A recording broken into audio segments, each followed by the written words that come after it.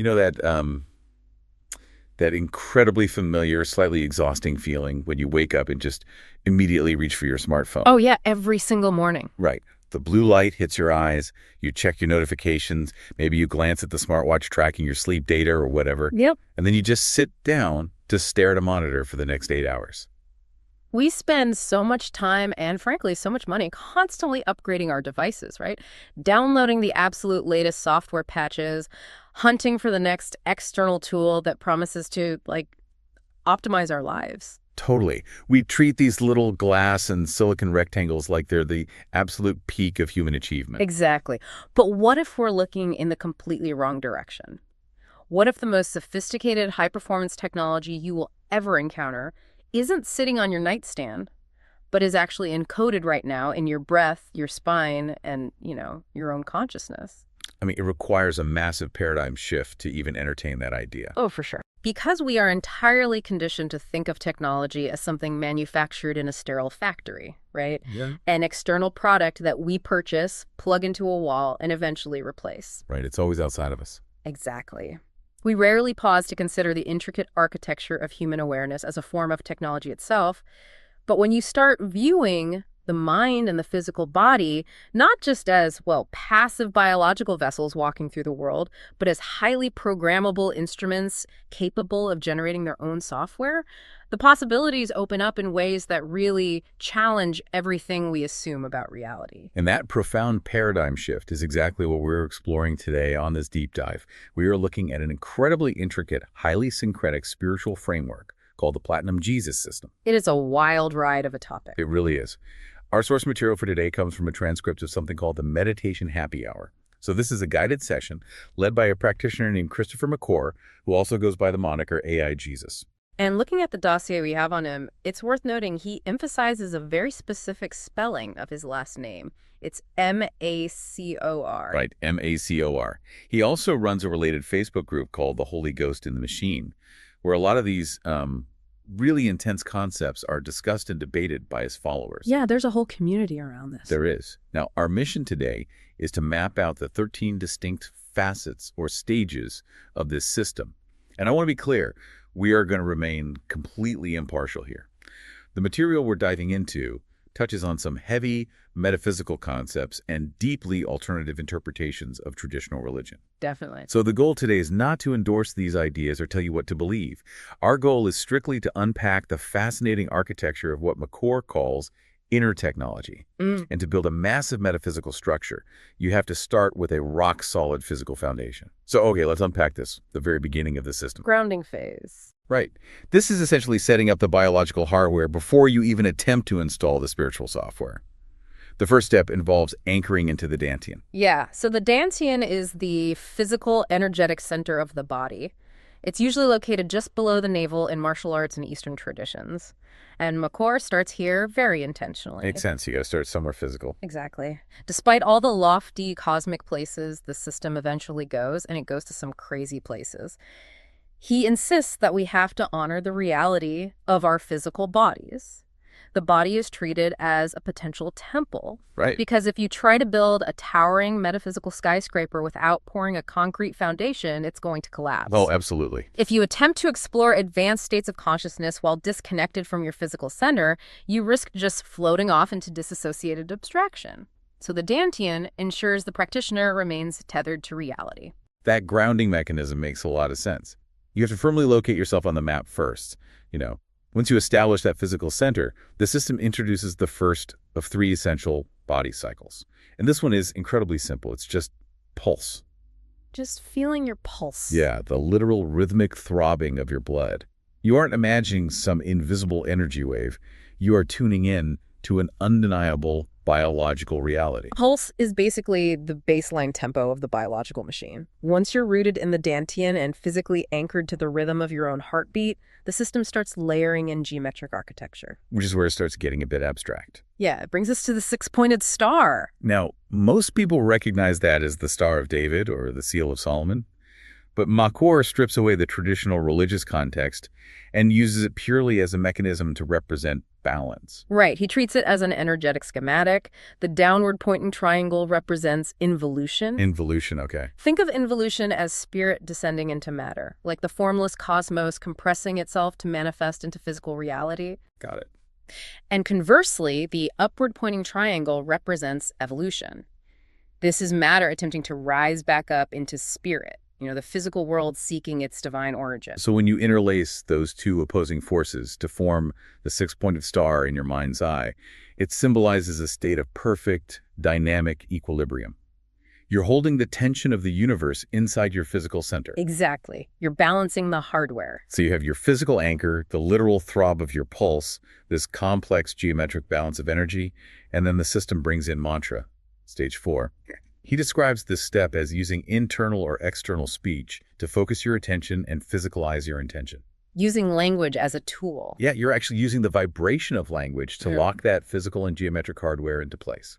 And up to this point, the process has created a very stable, highly contained internal environment.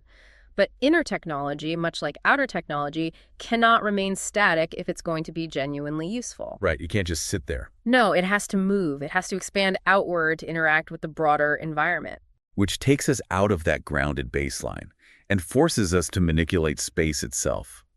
MacCor introduces this wild concept called the infinite sensate spine. And he uses this amazing analogy in the text that really stuck with me. The train station one. Yes. He says, focus on your actual physical spine running from the perineum up to the base of your skull. But then you imagine it extending infinitely, like it shoots out the top of your head forever into the cosmos and it shoots out the bottom of your body forever into the earth. He calls the spine an infinite train track, and your physical body is merely the temporary train station that it passes through. It is a striking visualization. And it taps into an ancient archetype. In many global traditions, this is known as the axis mundi. The axis mundi, right? Yeah, the cosmic axis or pillar connecting heaven and earth. But MacCor doesn't want this to remain just a mental picture. He pairs this infinite spine with the second of his 3 body cycles, which is sensation. Okay, sensation. You are tasked with not just visualizing this infinite pole, but actually feeling the visceral sensory reality of it, vibrating as it passes through the quote-unquote train station of your physical form. But the spatial manipulation doesn't stop with just a vertical line. Next, we get what he calls the hoop around the tree. This part is fascinating. It is. It borrows an indigenous metaphor, quite common in Native American cultures. If the infinite vertical spine is the tree representing the masculine heaven element, then you take that 6-pointed star we built earlier and flatten it out horizontally so it becomes the hoop, the earth circling heaven. And at this precise moment, you bring in the core of the earth itself, along with the final body cycle, which is respiration. And just notice how rapidly the complexity is compounding here. Oh, it's scaling up fast. You're actively maintaining a vertical infinite axis, a horizontal geometric hoop spinning around it. You're connected to the core of the earth, and you are simultaneously tracking 3 distinct bodily cycles. It's the pulse of your blood, the sensation of the spine, and the physical flow of your respiration.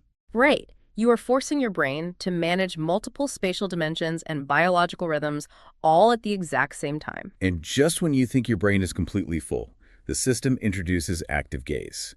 This technique is derived from Tibetan eye charts. Yeah, Tibetan practices. Instead of staring blankly into space while you meditate, it involves moving your physical eyesight or your internal attention smoothly around the contours of objects. Yeah. You are actively tracing the edges of the reality in front of you. Because you are preparing to interface with it. You aren't isolating yourself from the world like in some meditations. You are engaging with form. You're mapping the boundaries of external objects so you can merge them with the internal architecture you've just constructed. Now, here's where it gets really interesting, because mapping those contours is just the setup. The next stage introduces the I Ching breath codes. And I have to be completely honest with you here. When I was reading this part of the source material, I was struggling to comprehend it. I mean, I have a hard time remembering my own Wi-Fi password on a good day. It is incredibly dense material. So dense. MacCor takes the 64 hexagrams of the ancient Chinese I Ching, where each hexagram represents a different aspect of the divine or reality, and he superimposes them onto the 6-pointed star. Right. Each hexagram is made of 6 lines. A solid line represents heaven and dictates a physical out-breath. A broken line represents earth and dictates an in-breath. So it's binary breathing.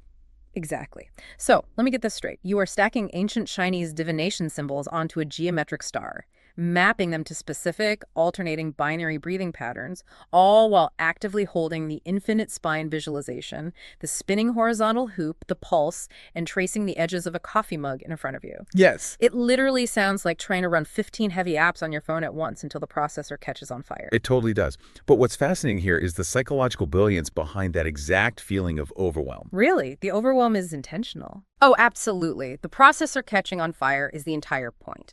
When you attempt to hold all of these disparate elements in your working memory, the dantian, the pulse, the infinite train track, the flattened star, the active gaze tracing contours, and now 64 different binary breath codes of solid and broken lines, it demands total, absolute cognitive bandwidth. Okay, I see what you mean. There is literally zero room left in your brain to worry about your grocery list or like an awkward email you sent yesterday. The ordinary, chattering, conscious mind simply cannot process this massive volume of synchronized, multi-layered information. It forces a complete cognitive override. Wow. The staggering complexity of the system is not a flaw, it's the core mechanism.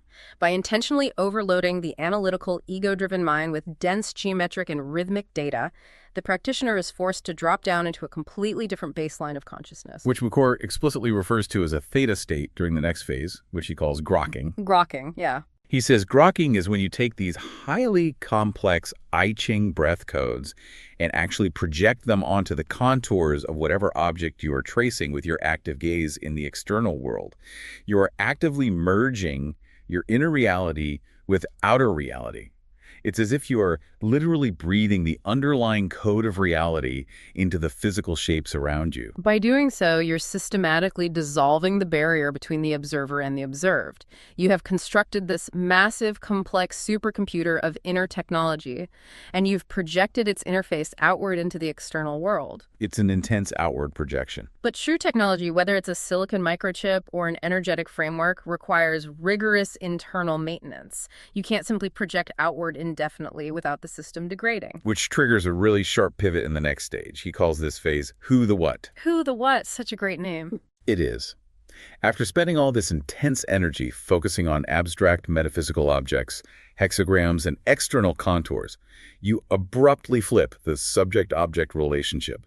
You take all that highly sharpened, laser-focused attention, turn it completely around, and look at who is actually doing the looking. It serves as the ultimate mirror. You've built this intricate supercomputer of awareness, running all these complex background programs, and then you suddenly point its camera right back at its own central processor. Who is the silent witness observing all this geometry and breath? Exactly. And once you locate that silent witness, the focus shifts to internal repair.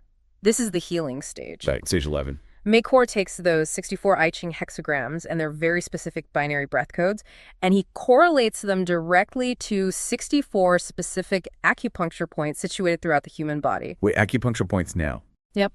So if a specific part of your body needs physical attention, say you have a localized pain or an energetic blockage, you focus your awareness on the acupuncture point in that specific area, execute its corresponding breath code, and channel that archetypal energy to heal the ailment.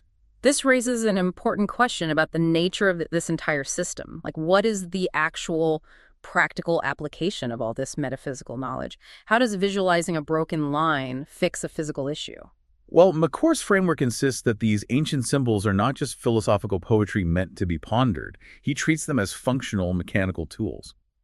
By mapping the I Ching hexagrams to the meridian lines of traditional acupuncture, he's treating the human body as a literal energetic circuit board. Oh, that makes so much sense in this context. The breath codes act as the software patches you use to debug and repair the biological hardware. The level of syncretism on display here is frankly staggering. Yeah. We have Jewish mysticism with the Star of David, Native American spatial metaphors with the hoop and the tree, Tibetan eye charts, ancient Chinese I Ching divination, and traditional acupuncture. He just pulls from everywhere. It's an incredibly unified theory. It really is. And then he brings in the Greeks. The next stage is the Merkaba.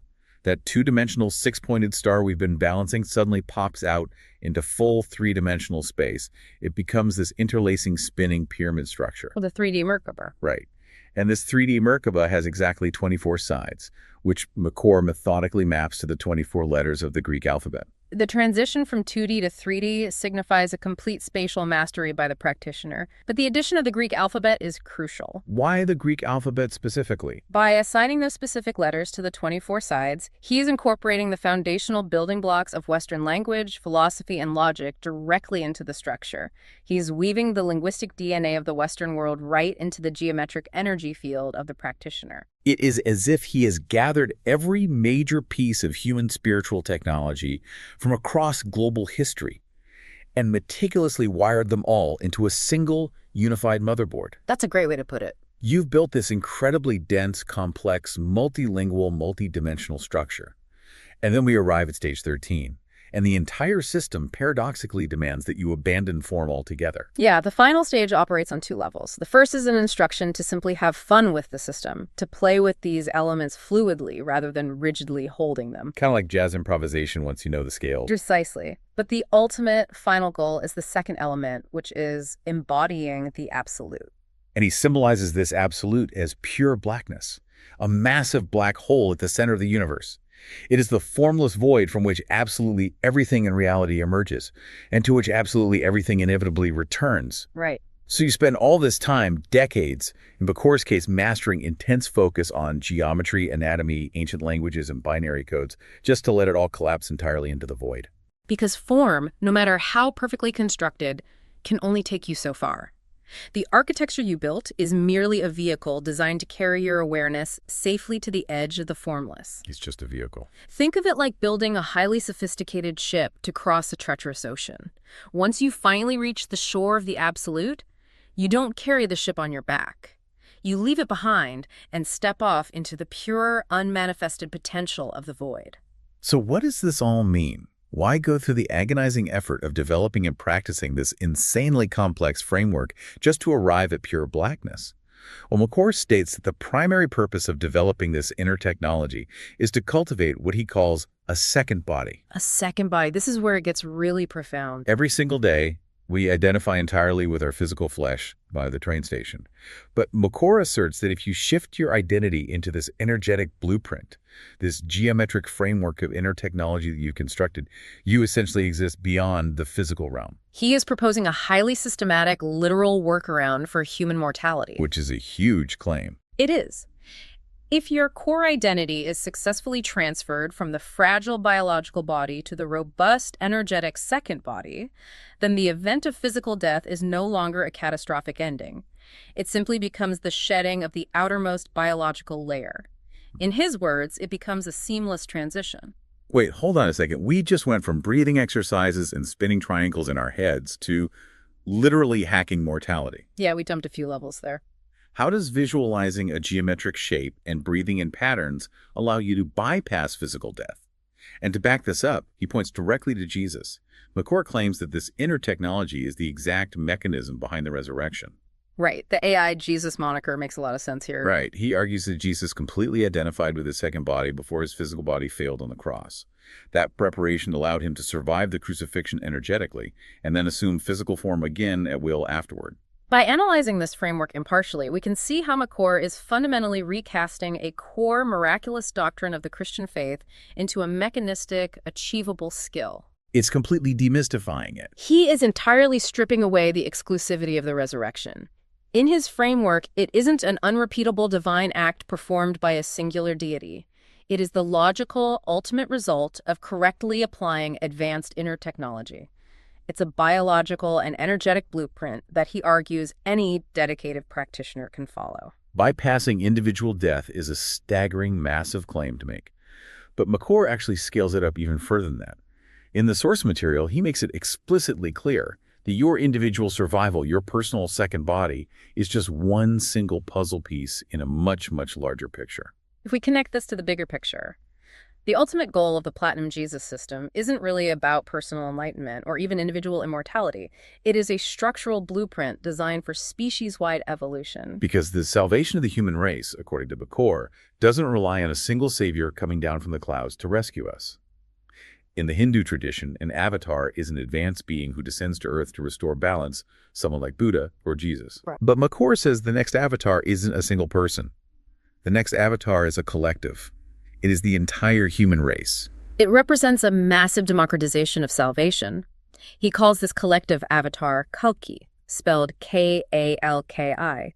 Now, in traditional Hinduism, Kalki is the prophesied final incarnation of the god Vishnu, who arrives on a white horse wielding a blazing sword to end the Dark Age. Right, the warrior on horseback. But Macor reinterprets Kalki entirely. It isn't a man on a horse.